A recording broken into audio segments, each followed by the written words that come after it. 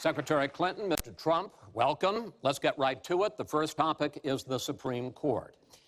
You both talked briefly about the court in the last debate, but I want to drill down on this because the next president will almost certainly have at least one appointment and likely or possibly 2 or 3 appointments, which means that you will, in effect, determine the balance of the court for what could be the next quarter century. First of all, where do you want to see the court take the country? And secondly, what's your view on how the Constitution should be interpreted?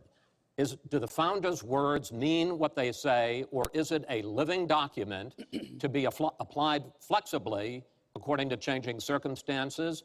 In this segment, Secretary Clinton, you go first. You have 2 minutes. Thank you very much, Chris, and thanks to UNLV for hosting us. You know, I think when we talk about the Supreme Court, it really raises the central issue in this election, namely, what kind of country are we going to be? What kind of opportunities will we provide for our citizens? What kind of rights will Americans have? And I feel strongly that the Supreme Court needs to stand on the side of the American people, not on the side of the powerful corporations and the wealthy.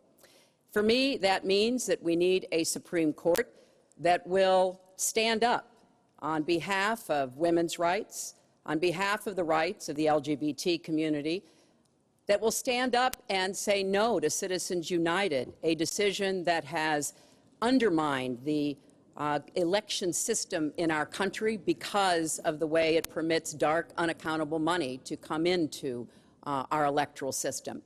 I have major disagreements with my opponent about these issues and others that will be before the Supreme Court. But I feel that at this point in our country's history, it is important that we not reverse marriage equality, that we not reverse Roe v. Wade, that we stand up against Citizens United, we stand up for the rights of people in the workplace, that we stand up and basically say the Supreme Court should represent all of us.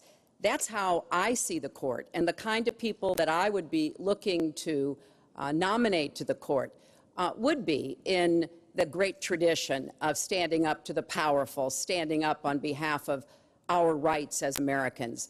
And I look forward to having that opportunity. I would hope that the Senate would do its job and confirm the nominee that President Obama has sent to them. That's the way the Constitution fundamentally should operate. The President nominates, and then the Senate advises and consents or not, but they go forward with the process.